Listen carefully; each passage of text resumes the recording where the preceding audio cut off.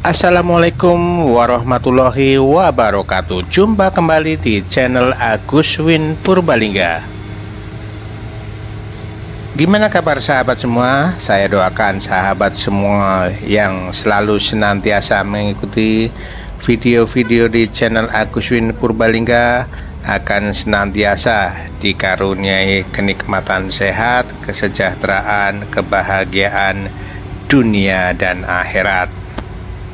Sahabat, kali ini saya akan mengajak sahabat semua untuk berwisata di Gunung Bromo ya. Banyak spot yang akan kita kunjungi kali ini di Gunung Bromo, Gunung Batok, dan secara sekilas kita akan menikmati Bukit Teletabis. Walaupun ke Gunung Bromo dan Gunung Batoknya kita tidak akan mendaki sampai ke puncak. Kita hanya berkeliling, menikmati keindahan dan sedikit mencoba menikmati kuliner di Gunung Bromo ini, serta mendengarkan cerita legenda di Gunung Bromo.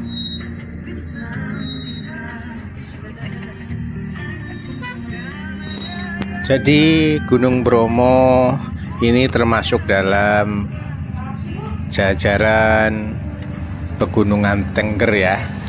Dan di Pegunungan Tengger ini ada sebuah legenda yang cukup melekat di hati masyarakat. Bagaimana kisah legendanya? Yuk kita nikmati bersama. Legenda Tengger.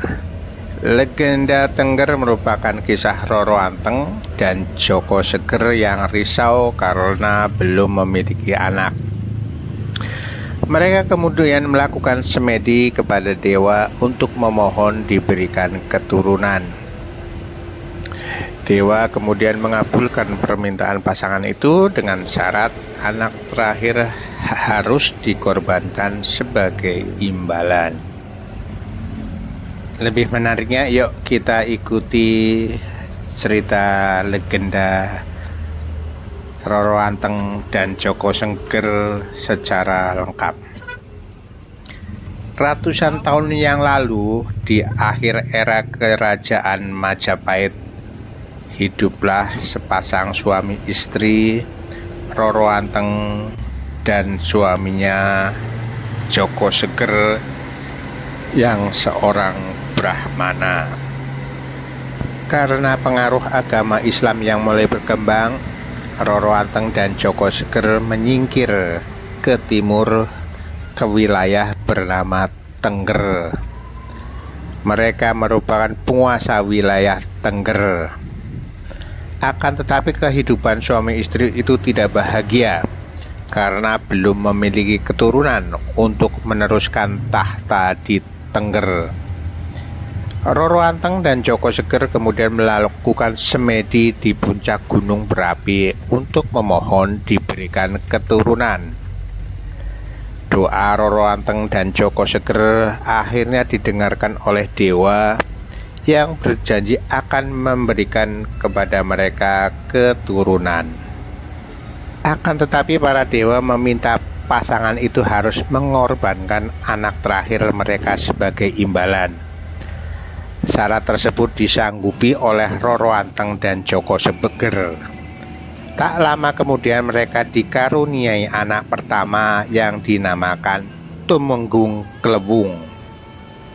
Setelahnya Roro Anteng dan Joko Seger dikaruniai banyak anak oleh dewa. Jumlah mereka bahkan mencapai 25 orang. Anak terakhir Roro Anteng dan Joko Seger dinamakan Kesuma. Roro Anteng dan Joko Seger sangat bahagia, tetapi mereka segera teringat akan janji untuk mengorbankan anak terakhir kepada dewa. Mereka berdua menganggap bahwa mengorbankan anaknya merupakan tindakan kejam. Oleh karena itu, Roro Anteng dan Joko Seger kemudian mengingkari janji dengan tidak mengorbankan anak mereka. Roro Anteng dan Joko Seger kemudian membawa pergi anak-anak mereka untuk menyelamatkan diri dari persembahan kepada dewa. Namun tiba-tiba meletuslah gunung berapi yang mengerikan, dan secara ajaib anak terakhir mereka, Kesuma, tertelan ke dalam perut bumi. Saat Kesuma ditelan bumi, terdengar suara yang bergema, "Saudara-saudaraku tercinta, aku dikorbankan untuk kembali ke dewa yang widiwasa untuk menyelamatkan kalian semua. Dan apa yang saya harapkan dalam damai dan hidup sejahtera. Jangan lupa untuk mengatur gotong royong di antara kalian dan menyembah para dewa terus-menerus untuk mengatur upacara persembahan setiap tahun pada tanggal 14 Kasada atau bulan ke-12 kalender Tengger ya, waktu itu pada bulan purnama, demi Tuhanmu yang widiwasa." Setelah mendengar suara tersebut, seluruh saudara Kesuma selalu mengadakan upacara persembahan setiap tahunnya kepada dewa. Itulah asal-usul terciptanya legenda Tengger di Jawa Timur. Oh ya sahabat, itu adalah kisah dari Roro Anteng Joko Seger. Namun sebelumnya saya akan juga ceritakan kilas balik sebelumnya tentang Roro Anteng Joko Seger. Begini kisahnya sahabat. Jadi sahabat, dikisahkan dulu di wilayah Gunung Bromo tinggallah penduduk raja dan kerajaan Majapahit. Waktu itu seorang ibu melahirkan bayi perempuan yang cantik jelita berasal dari titisan seorang dewi. Bayi perempuan itu tenang dan tidak pernah menangis, makanya ia diberi nama Roro Anteng. Saat bersamaan, istri seorang pendeta melahirkan bayi laki-laki tampan kuat, tangisnya kenceng, dan ia diberi nama Joko Seger. Tahun demi tahun Roro Anteng semakin cantik dan semakin dewasa. Demikian pula Joko Seger tumbuh menjadi seorang pemuda tampan dan gagah perkasa. Singkat cerita, Roro Anteng dan Joko Seger bertemu dan saling jatuh cinta. Namun tidak hanya Joko Seger yang jatuh cinta kepada Roro Anteng, banyak pemuda lain, bahkan pemuda bangsawan dari tempat lain yang jatuh cinta dan ingin menikahi Roro Anteng. Dan jalinan hubungan Roro Anteng Joko Seger pun makin lama semakin rapat. Mereka berjanji untuk bersatu, untuk tidak terpisahkan. Namun kisah jalinan cinta Joko Seger dan Roro Anteng tidak berjalan mulus. Suatu hari mereka dikejutkan oleh kedatangan seorang perampok sakti yang bengis yang ingin meminang Roro Anteng. Roro Anteng tidak berani menolaknya, namun dengan syarat yang harus dipenuhi perampok sakti itu. "Aku bersedia menjadi istrimu, asal kau bisa membuat sebuah lautan yang terletak di puncak Gunung Bromo dan harus selesai dalam 1 malam." Singkat cerita, perampok sakti itu memenuhi permintaan dari Roro Anteng. Perampok sakti itu segera meninggalkan Roro Anteng mencari tanah datar di puncak Gunung Bromo. Setelah mendapatkan tanah datar, ia segera duduk bersila dan tengahnya menengadah ke atas untuk minta bantuan para makhluk halus penghuni Gunung Bromo. Saat matahari tenggelam dan hari mulai gelap, perampok sakti itu berubah wujud menjadi raksasa yang menakutkan. Saat itu pula ia segera mengeruk tanah datar itu dengan tempurung kelapa sebelum fajar menyingsing dan sebelum ayam jantan berkokok, lautan itu hampir jadi. "Sebentar lagi aku akan mempunyai istri cantik," gumam perampok sakti itu penuh harap. Saat perampok sakti hampir menyelesaikan pekerjaan membuat lautan di tengah malam, Roro Anteng memanggil para biung emban untuk bertindak. Diceritakan bahwa sehari sebelum para Biung Emban mempersiapkan tumpukan besar daun ilalang kering di sebelah timur Gunung Bromo dan beberapa lesung serta antan. Nyalakan tumpukan ilalang kering dan bunyikan lesung terus-menerus, perintah Rara. Roro Anteng kepada para Biung Emban. Dengan cepat tumpukan ilalang kering menyala besar sehingga tampak dari kejauhan seolah-olah fajar telah menyingsing. Bunyi lesung bertalu-talu dan ayam jantan berkokok bersaut-sautan. Hai, aneh sekali, tengah malam begini fajar telah menyingsing. Bunyi lesung bertalu-talu dan ayam jantan berkokok bersaut-sautan. Guman seorang penduduk desa keluar rumah sambil berselimut kain sarung.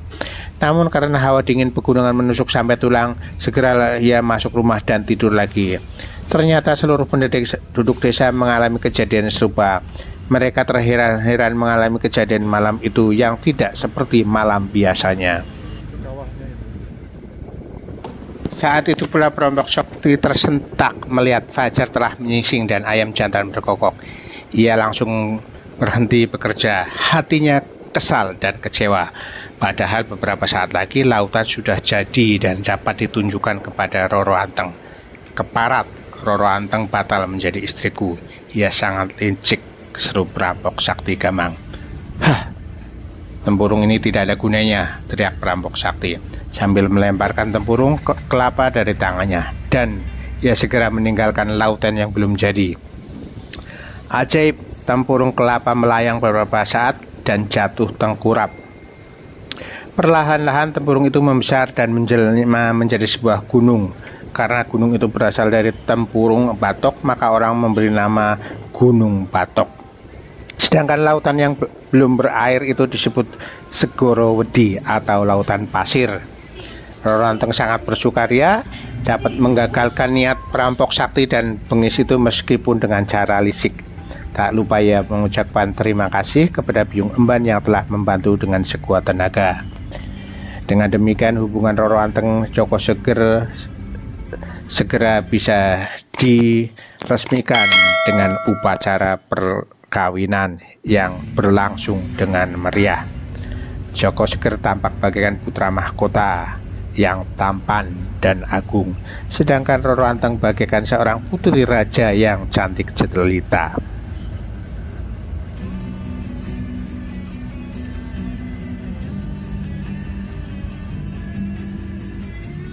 Setelah itu mereka membangun tempat tinggal di sebuah desa yang aman dan damai dengan nama Tengger. Teng diambil nama Roro Anteng dan Ger adalah Joko Seger. Dan mereka mempunyai banyak keturunan di desa Tengger dan dikenal dengan suku Tengger. Demikian sahabat, ikutin terus video di channel Agus Windu Purbalingga. Jangan lupa untuk selalu like, komen, dan subscribe. Sampai jumpa di video berikutnya. Wassalamualaikum warahmatullahi wabarakatuh.